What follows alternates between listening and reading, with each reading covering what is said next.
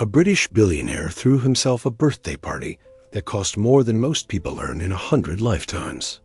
$5 million, private jets to the Maldives, George Michael performing live, topless dancers, the works. 3 years later, that same billionaire sold the company that paid for it all for exactly £1, $1.30. That sale would destroy 11,000 jobs, create Britain's biggest pension scandal in history, and leave a $571 million haul that taxpayers are still paying for today. His name is Sir Philip Green, and this is the story of how the king of British retail became the most hated man in Britain. A tale of corporate plundering, lavish excess, and one of the most audacious pension heists in modern history. This is the story you slept through. The story of how one man extracted $400 million from an 88-year-old retail institution, partied on superyachts while it crumbled, then dumped it for pocket change and walked away. If you're fascinated by stories like this, where we uncover the economic events that shaped our world while most people weren't paying attention, please hit that like button and subscribe to the channel. Ring the notification bell so you don't miss these financial mysteries we're uncovering.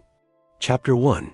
The Golden Years. To understand how spectacular this fall was, you need to understand what BHS meant to Britain. British Home Stores opened its first location in 1928 in Brixton, South London. Think of it as Britain's JCPenney or Sears, a middle-class institution where generations of families bought their school uniforms, their bedding, their lighting fixtures. By the year 2000, BHS had 164 stores across the United Kingdom and employed thousands of people who'd spent their entire careers there. That's when Philip Green entered the picture. Green was already known as a retail maverick. Born in 1952, he dropped out of school at 15 and spent decades wheeling and dealing in the garment trade. By the late 90s, he'd become a billionaire, acquiring struggling retail chains, cutting costs, and flipping them for massive profits.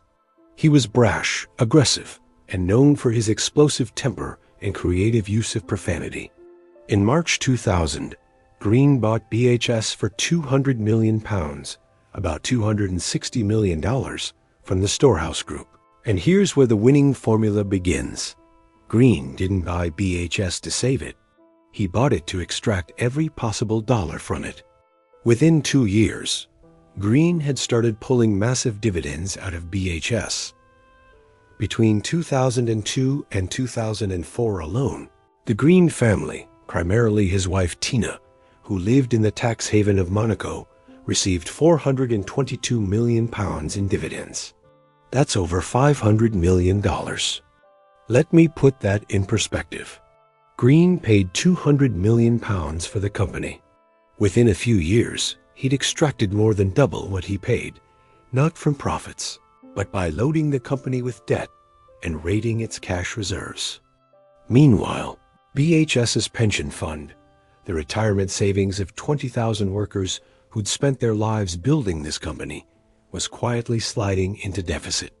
When Green bought BHS, the pension fund was actually in surplus, meaning it had more money than it needed. But as Green pulled out hundreds of millions for his family, the pension fund obligations grew and grew with no new money going in. Green lived like a king during these years. A $1-100-and-$50 million superyacht called Lionheart, permanently moored in Monaco's tax-free harbor. Birthday parties that cost millions.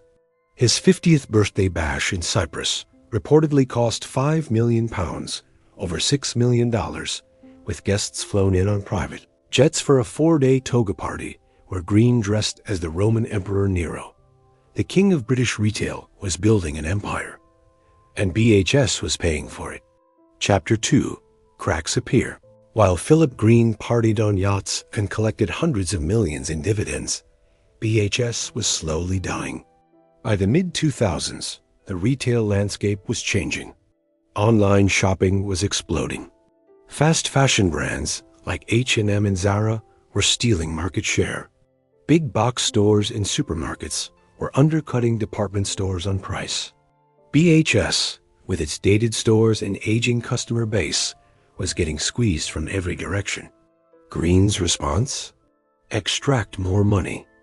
Between 2000 and 2015, the Green family collected a total of $586 million in dividends, rental payments, and interest on loans from BHS. The Guardian calculated that Green personally took out more than he paid for the company, twice over. But there was a problem. BHS was losing roughly $90 million every single year. The stores needed modernization. The pension deficit was ballooning.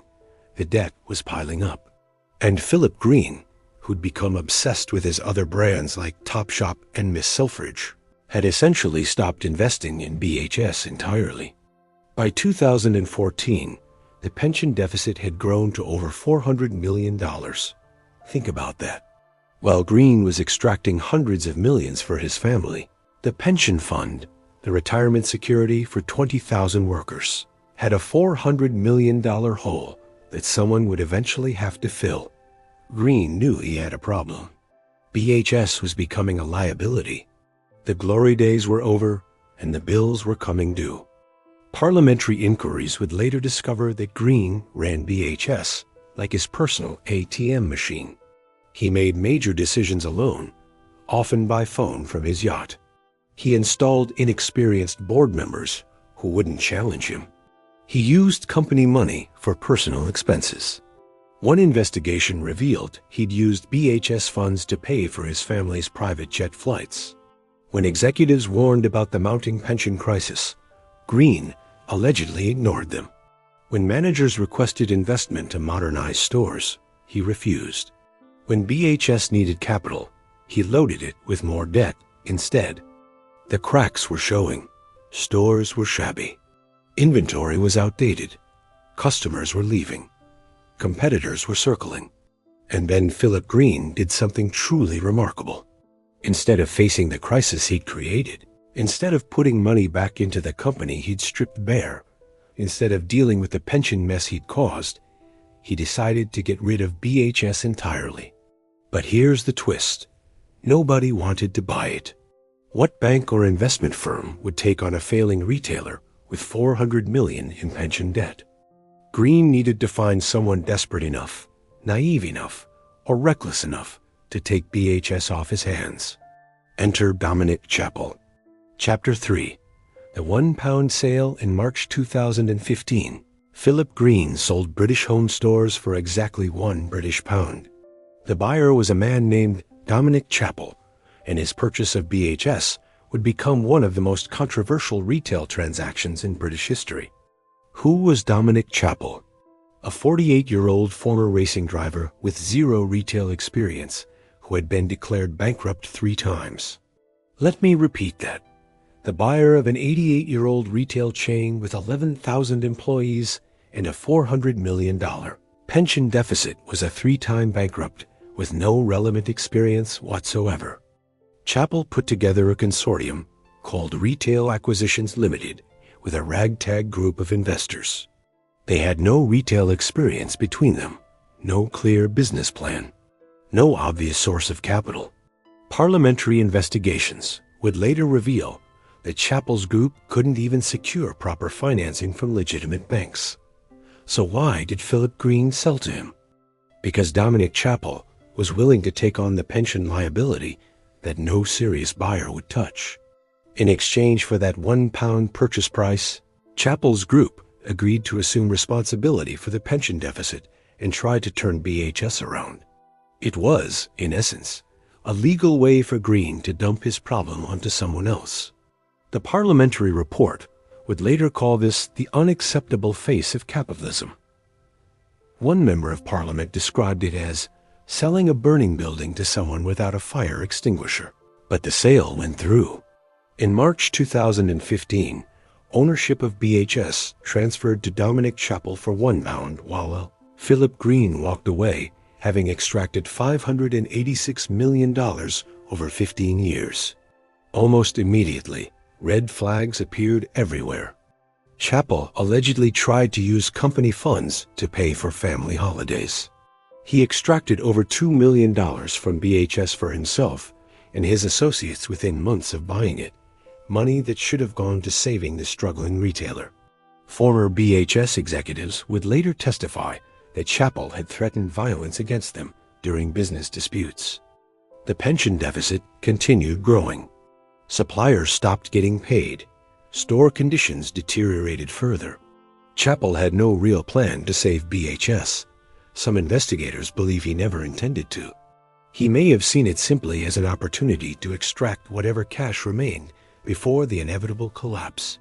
Meanwhile, Philip Green was sailing the Mediterranean on his $100-and-$50 million yacht Lionheart, which cost more to buy than he'd sold BHS for. The yacht's annual running costs alone, around $15 million per year, exceeded what BHS was losing annually. 13 months after the sale, the inevitable happened. In April 2016, exactly 1 year and 1 month after Dominic Chappell bought it for £1, British Home Stores collapsed into administration. Chapter 4. The 11,450 words. When BHS entered administration on April 25, 2016, 11,000 people woke up knowing their jobs were about to disappear. 11,000. That's a small town. That's a packed arena. That's 11,000 families who suddenly faced unemployment, uncertainty, and the realization that the pensions they'd counted on for retirement were in jeopardy. Store managers who'd worked at BHS for 30 years. Sales associates who'd started as teenagers and built entire careers there. Warehouse workers, logistics staff, corporate employees, all gone. Attempts to find a buyer for the collapsing chain failed. Retail acquisitions, Chappell's company, had drained what little cash remained. The pension deficit had now ballooned to £571 million, about $748 million. By June 2016, administrators announced that all 164 stores would close permanently. The 88-year-old institution that had served generations of British families would disappear from every high street in the country. The final BHS store closed its doors in August 2016. An 88-year legacy, gone. But the real victims weren't just the 11,000 who lost jobs. 20,000 current and former BHS employees were members of the pension scheme. These were people who'd worked their entire careers believing their retirement was secure. Now they faced massive cuts to their pension payments. Some projections showed reductions of up to 30%. Let me explain what this means in human terms. Imagine you're 60 years old. You've worked at BHS since you were 20. You've contributed to the pension fund every single month for 40 years. You've watched Philip Green buy the company, throw million-dollar parties, buy a superyacht worth more than some small country's GDP. You've seen him extract hundreds of millions in dividends for his family. And now, as you approach retirement, you learn your pension will be cut by a third because the fund has a $5-100-and-$70-1 million hole, a hole that exists because the billionaire owner extracted money instead of protecting your retirement. The British public was outraged. This wasn't just business. This was betrayal. MPs from across the political spectrum demanded answers. How could this have been allowed to happen? How could a billionaire extract hundreds of millions while leaving pensioners destitute? How could BHS be sold to an obviously unqualified buyer for £1? Two separate parliamentary committees, the Work and Pensions Committee and the Business, Innovation and Skills Committee, launched joint inquiries into the collapse. And when those inquiries finished their investigation, the reports they produced were absolutely devastating for Philip Green. The chairman of the committee called it one of the biggest corporate scandals in a generation. Chapter 5. The Reckoning. On July 25, 2016, the parliamentary report was released. Its title told you everything. Leadership failures and personal greed led to collapse of BHS. The report was damning. It described BHS's demise as the unacceptable face of capitalism and accused Philip Green of systematic plunder. Some of the key findings. Green had extracted $586 million from BHS, while the pension deficit grew to catastrophic levels. He'd run the company like a personal fiefdom, making major decisions alone without proper oversight. He'd installed inexperienced board members who wouldn't challenge him. He'd sold the company to a manifestly unsuitable buyer to escape his responsibilities. The report stated, Sir Philip Green, Dominic Chappell, and his associates have exhibited a disregard for the future livelihoods of thousands of employees. The saga suggests a lack of scrutiny, regulatory failures, and boardroom practices that make a mockery of what is meant by responsibility. Frank Field, the Labour MP who co-chaired the investigation, called Green a billionaire spiv, British slang for a DODGY dealer. He said Green had fantastically enriched himself and his family at the expense of employees and pensioners, and called for Green to be stripped of his knighthood. Yes, knighthood. Philip Green had been knighted in 2006 for services to retail, a decision that now looked catastrophically bad. In October 2016, the House of Commons held a historic debate and voted symbolically to strip Green of his knighthood. While the vote wasn't legally binding, it was unprecedented public humiliation for a British billionaire. The media piled on. Newspapers ran photos of Green's superyacht next to images of unemployed BHS workers. Stories detailed his lavish parties while pensioners faced poverty. Protesters gathered outside his Topshop stores with signs calling him a pension thief. Green initially fought back, hiring lawyers and giving combative interviews. But public opinion had turned decisively against him. The pensions regulator launched its own investigation and began legal proceedings to force Green to fill the pension hole. By early 2017, Green faced a choice: pay up or face potentially having his other businesses, including the Arcadia Group, which owned Topshop, investigated and possibly dismantled to cover the pension deficit. In February 2017, after months of negotiations and intense public pressure, Philip Green agreed to pay £363 million, about $450 million, into the BHS pension fund. It wasn't the full $571 million deficit, but combined with other assets, it was enough to keep pensioners from losing everything. Green tried to frame it as a voluntary gesture of goodwill. The reality? He'd been backed into a corner and forced to partially pay for the destruction he'd caused. Chapter 6. The Warning. So what can we learn from the BHS scandal? What does Philip Green's $571 million pension heist teach us about business, greed, and the real cost of corporate plundering? First, understand that this wasn't illegal. At least most of it wasn't. Green didn't break laws by paying dividends to his family. He didn't violate statutes by extracting hundreds of millions while the pension deficit grew. The system allowed it. And that's terrifying. British lawmakers have since strengthened regulations around pension scheme obligations and corporate governance. The case of BHS has become a textbook example of why pension protection laws matter. Second, the BHS story shows how easily jobs and livelihoods can be sacrificed when owners prioritize short-term extraction over long-term sustainability. Green could have invested in modernizing stores. He could have protected the pension fund. He could have sold to a legitimate buyer. He chose profit over people at every turn. Third, recognize the warning signs in your own retirement planning. If you work for a company with a pension fund, pay attention to its health. Private pensions aren't guaranteed. If your company is being acquired, loaded with debt, or paying massive dividends while cutting investment, your retirement could be at risk. Fourth, the £1 sale to Dominic Chappell shows how desperate sellers can engineer deals that look legal, but are fundamentally designed to avoid responsibility. When someone who's clearly unqualified is buying a troubled company for essentially nothing, something is wrong. What happened to the key players? Philip Green eventually paid $450 million into the pension fund, but was never stripped of his knighthood officially. His retail empire, Arcadia Group, collapsed into administration in 2020, wiping out more jobs and creating another pension crisis. His net worth dropped from over $5 billion to under $1 billion.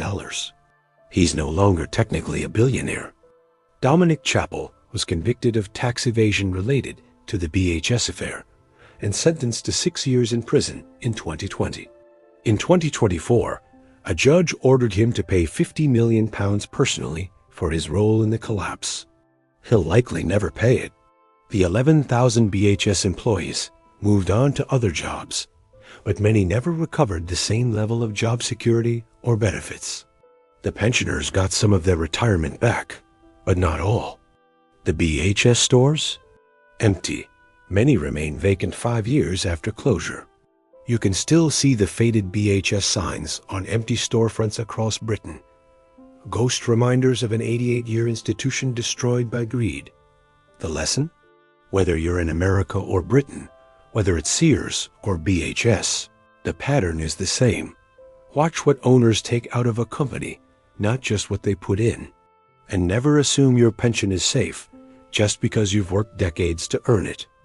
It's stories like this, where we uncover the economic events that shaped our world while most people weren't paying attention, fascinate you. Please like this video and subscribe to the channel, because we're just getting started with these financial, educational mysteries.